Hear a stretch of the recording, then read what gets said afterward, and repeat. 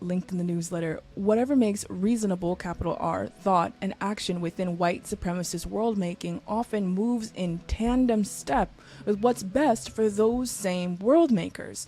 Endless expansion and endless consumption, necessarily resulting in lives of varying degrees of hell for those that deviate from the ideals of white patriarchal capitalism. This is constant exposure to premature death. We're going to run this back because that was a lot to listen to. So what makes reasonable thought, as in capital R, reasonable thought and action within white supremacist world making? What makes you reasonable, what makes you just, what makes you sane is often moving in tandem step, in twin time, with what's best for those same white supremacist world makers. Endless expansion and endless consumption, necessarily resulting in lives of varying degrees of hell for those that deviate from the ideals of white patriarchal capitalism. Deviating means that you are constantly exposed to premature death.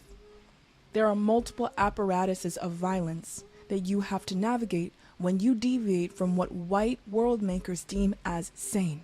I find value, personally, in gazing at the world from my own lived and learned points of view as if I am the world maker, as if everything gleams in black, indigenous, poor, and working class, third world, disabled, sex working glory, while I do not take stock in the idea of hierarchical truth. I ask different questions when I consider myself the authority on what constitutes sanity and rationality, such as, what sort of insanity drives a white genocidal maniac to become such a thing? How did y'all get like that? Why thrust all the creative and inventive power that you have into advancing the technologies of death? Why burn holes in the human tapestry for systems that you made up? What fuels the desire to act out of the best interest of the whole species, including, eventually, the interest of yourself and your children?